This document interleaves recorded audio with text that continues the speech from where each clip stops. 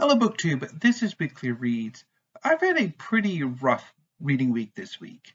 I started the reading week reading the two animal books from Reaction that I picked up in July.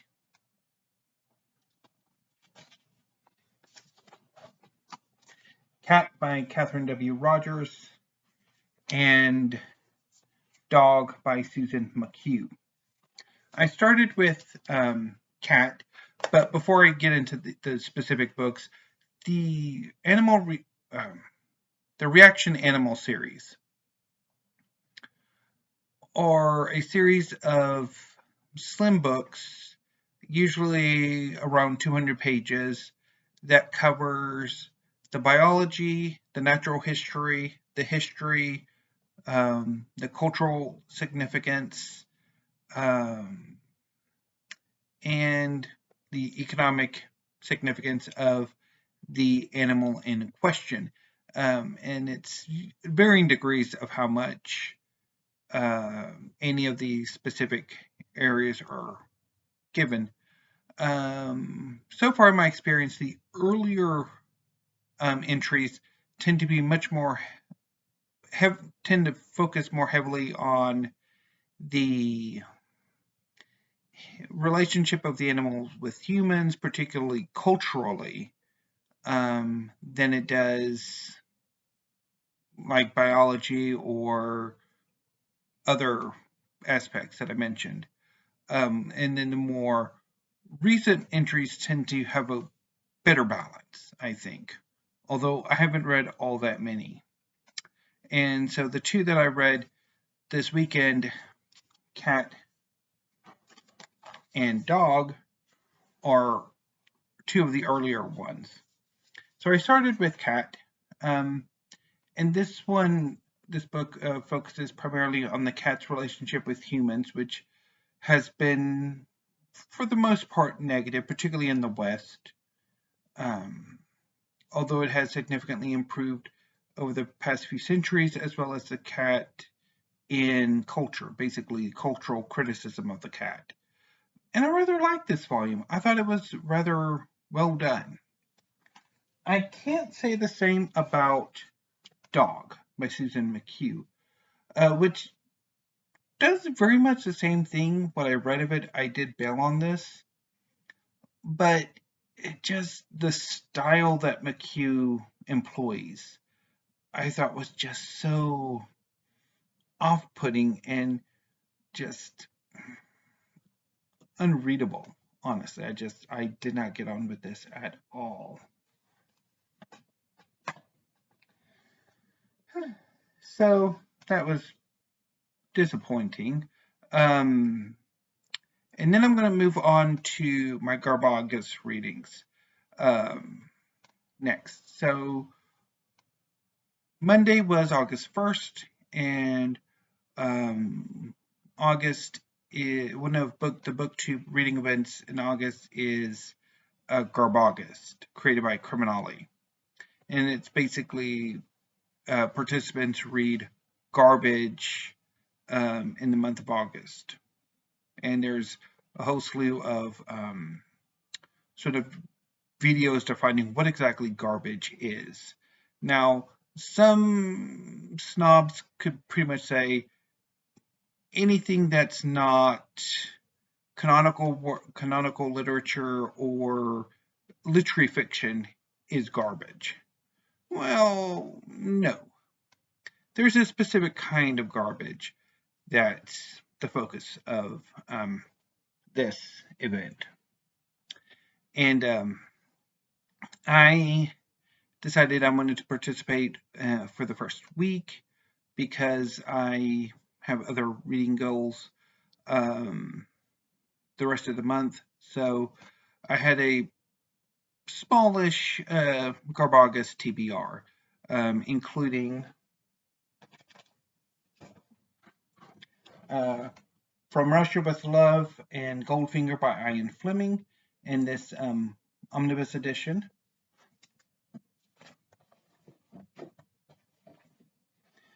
Two Conan pastiches from Tor, Conan the Savage by Leonard Carpenter, and Conan the Valiant by Roland Green. And I also wanted to read Boy Band by Sam Stevens. Unfortunately, my plan went to hell in a handbasket, as most of my participation in booktube reading events does. So let's talk about the books, and then I'll do a bit of a Garbaga's sort of reaction. But anyway, so I started with From Russia with Love by Ian Fleming. And I read it over Monday, Tuesday, and Wednesday. And so From Russia with Love is at its heart a revenge novel. The Soviet intelligence agencies have had some failures, and their superiors wish to correct that. And in order for the Soviet intelligence agencies to return to the good graces of their superiors, they need to enact a bit of terrorism. Basically, they will target a rival intelligence agency and attack them in such a way that they are damaged and humiliated. The British intelligence agency, MI6, or the Secret Service, is selected for, or is targeted, and they specifically target James Bond because he has had several run-ins with Soviet intelligence agents and has bested them.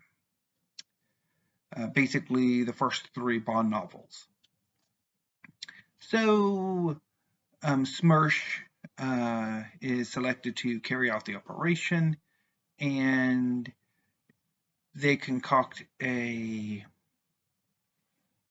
very salacious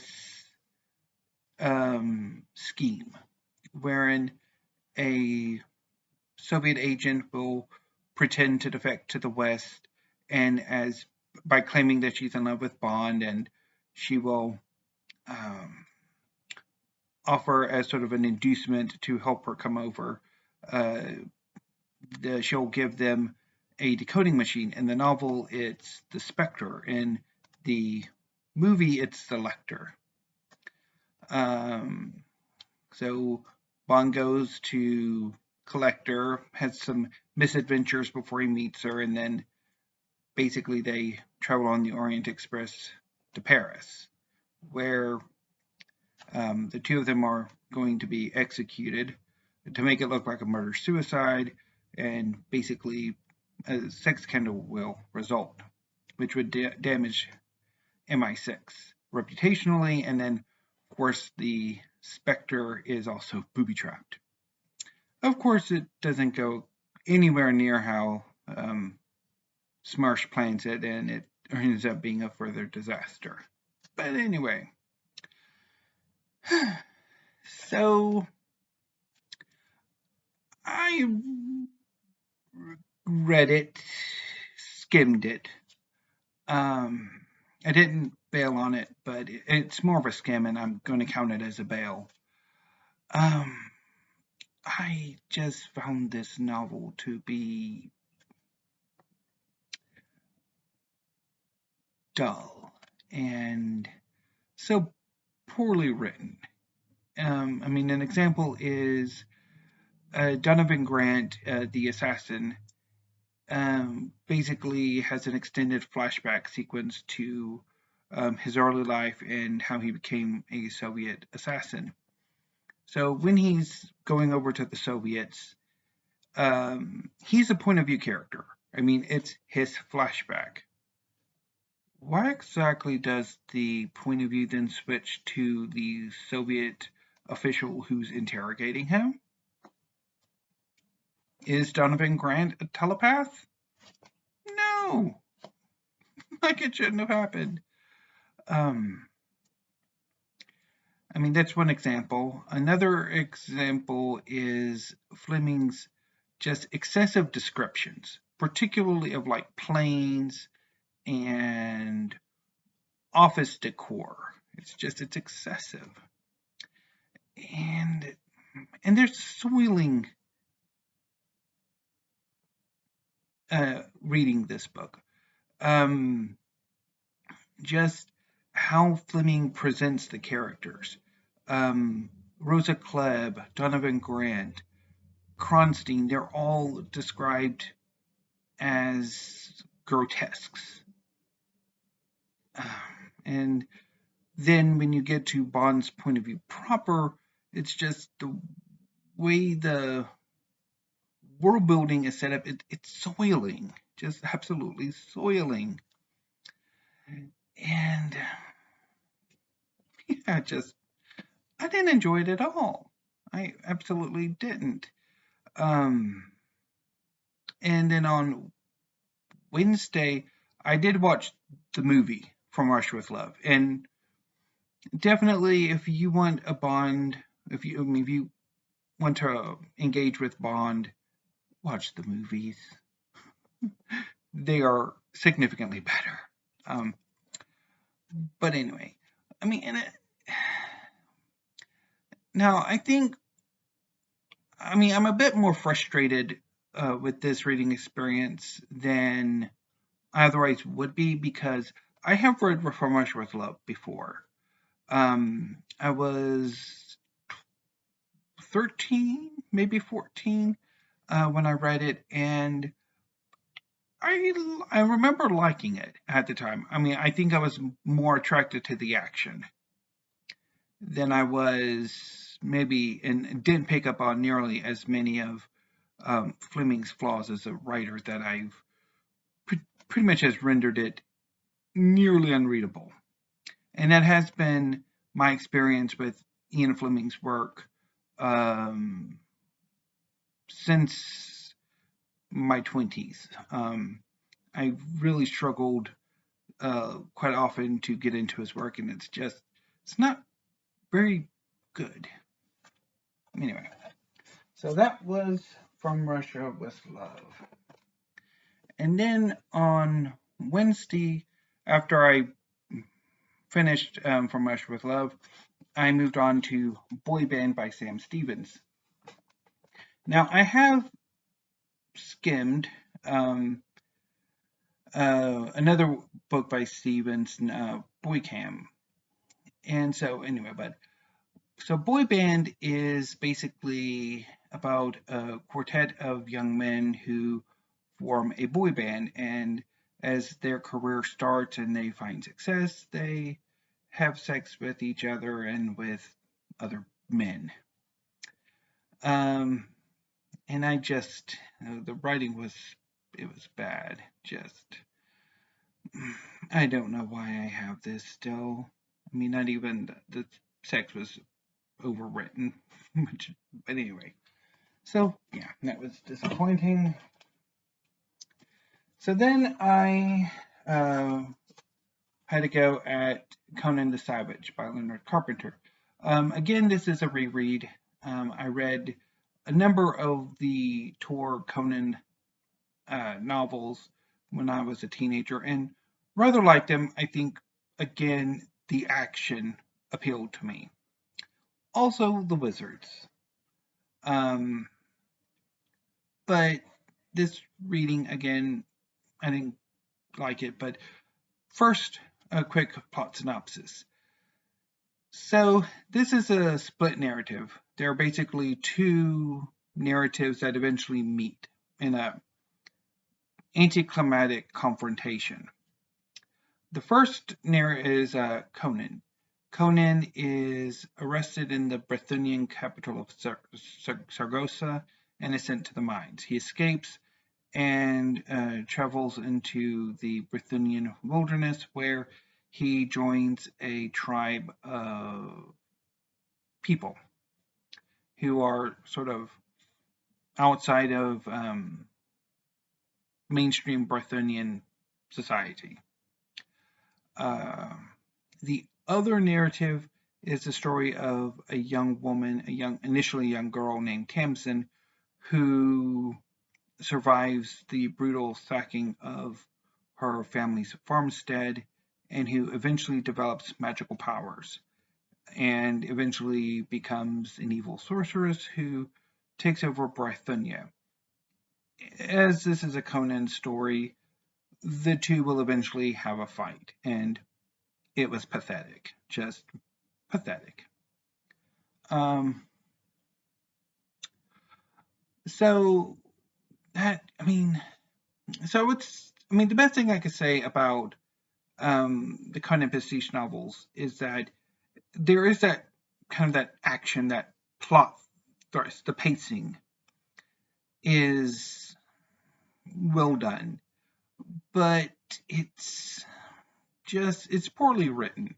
I mean, there's a scene where Conan is hunting, and it's basically Carpenter is describing the scene as if we've never met Conan before, that we haven't spent the last 50, 100 pages with him, that we've forgotten what he looks like. That, I mean, it could have just been said, this is Conan. Just, anyway.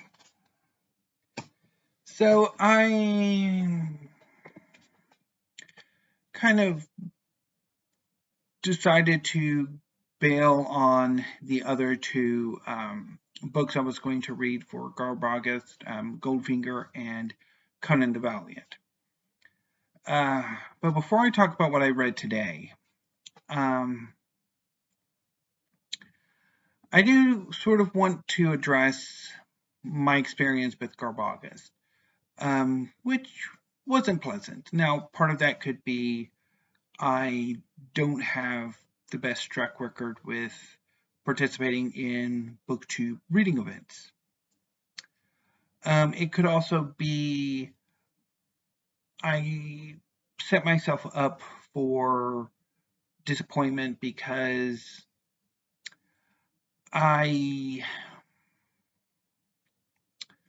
while I did enjoy these novels when I was a kid, I've read From Russia with Love, I've read Conan the Savage, but my tastes have radically changed since then, to a point where a lot of what I read as a kid, I really cannot stand anymore. I mean, the one exception would be Agatha Christie. And so, did I kind of set myself up? I mean, of course, I don't really have much in the way of what really counts as garbage, except for a snobbish sort of take on it, but ignoring them, I mean, I don't really have much in the way of garbage. So pretty much Fleming and the Conan pastiches are all I had. Although I guess, Steve Donohue's point that even Robert E. Howard, it's kind of trashy. But anyway. So, yeah, but I think the thing is that garbage needs to perhaps be fun. Like there needs to be a bit of a fun element to it. And it didn't work for me. And that's rather disappointing. So today I read The Swamp Monster at Home by Katherine W. Carter.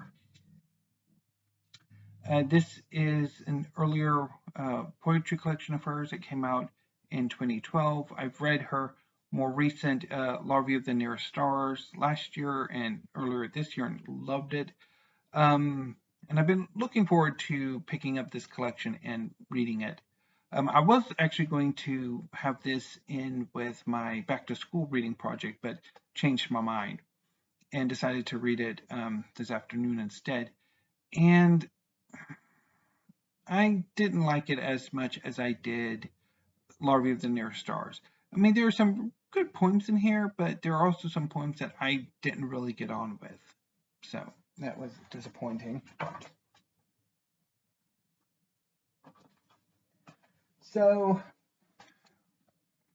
What saved this week from complete mediocrity were 2 volumes of manga.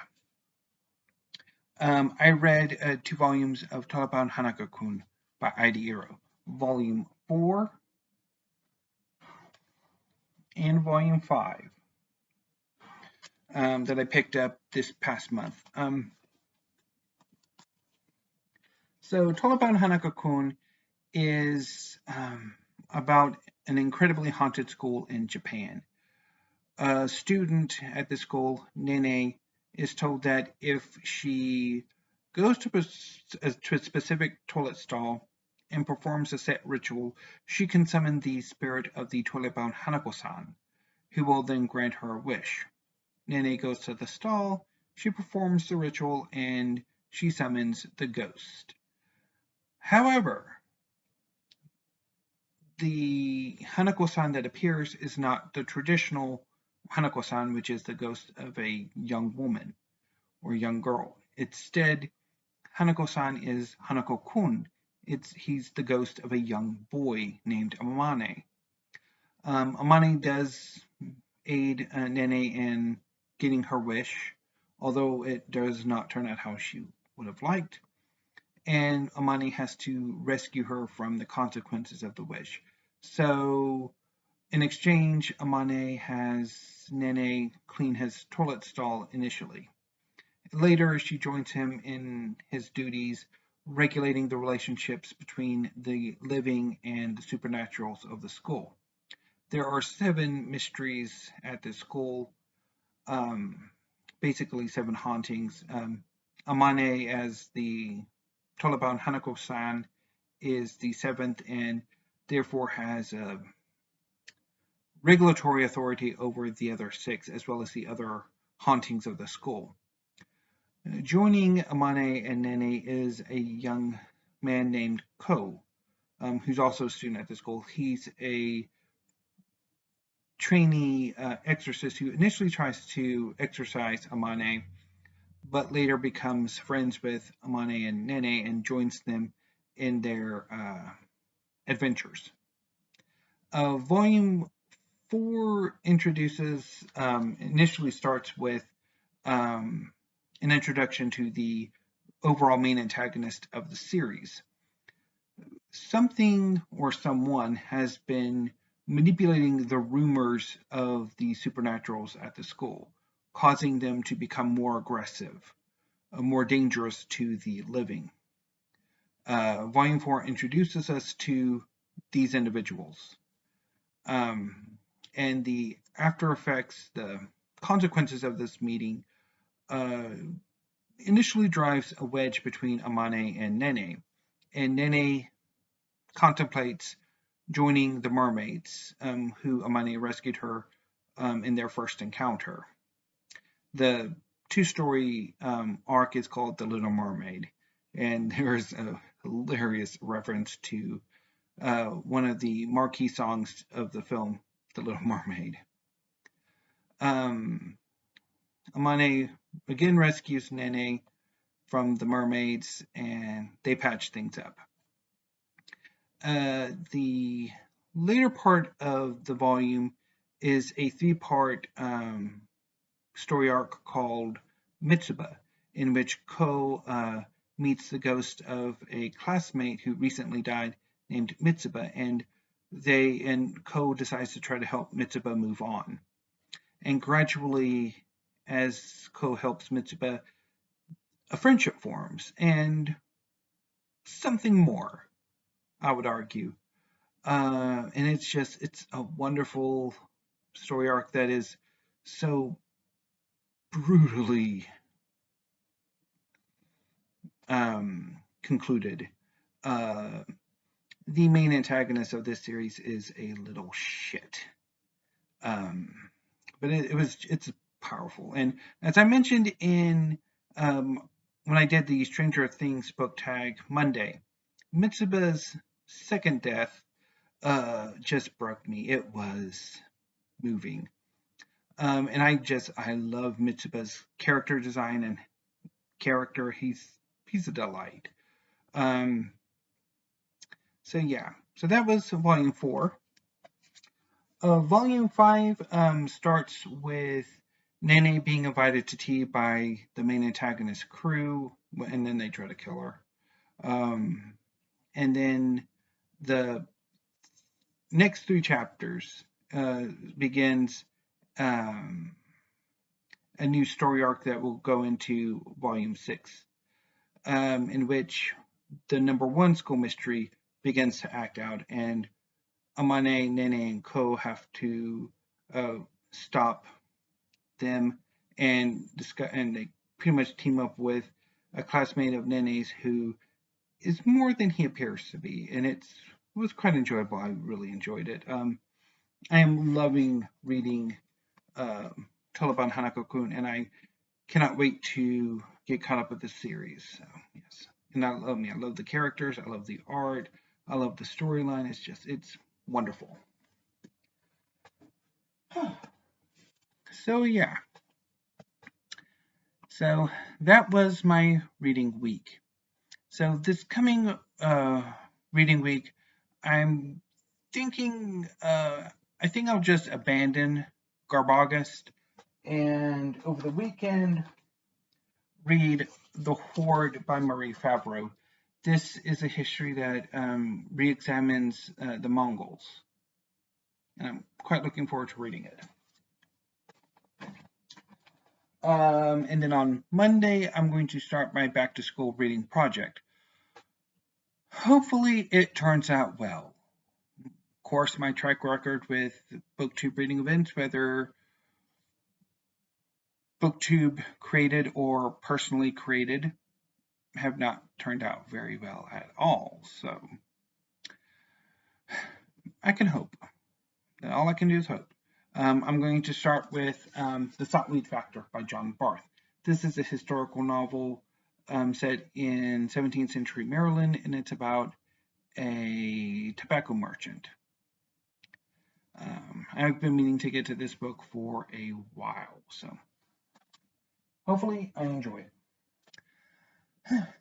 So, other plans for next week. On Monday, I'm planning on doing a manga video because I have been procrastinating in really examining my manga collection and determining what new series I'm going to be following now that I'm either caught up or I've completed a number of series that I initially said I was going to focus on. I'm pretty much at about 4 that I'm either finished with or caught up on.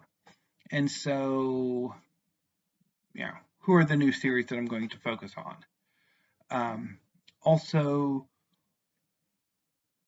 I don't know, as much as I am loving reading manga these past few months, there's also something that I just worried about. And I guess maybe it's like what happened with history. That in 2020 I fell in love with history, but then this year I'm having a harder time with it. And I'm just completely head over heels in love with manga now. And is that same thing going to happen? So I need to come and examine that too. And pretty much Tuesday, Wednesday, Thursday, I think I'm going to do some tag videos. And then Friday, I might do another afternoon video where maybe I'll talk about science fiction, because I do need to have a hard look at science fiction, or maybe a hard look at cooking in my cookbook collection. So I don't quite know. But that's pretty much the plan. And then, of course, Friday I'll also do weekly reads where hopefully it will not be nearly as long because I will love both the Horde and continue working on Sot-Weed Factor because it is a much longer novel than I thought it was. So, anyway, BookTube, that was my weekly reads. Have a great weekend, and I will see you hopefully on Monday. So until then, BookTube, thank you, and have a great evening.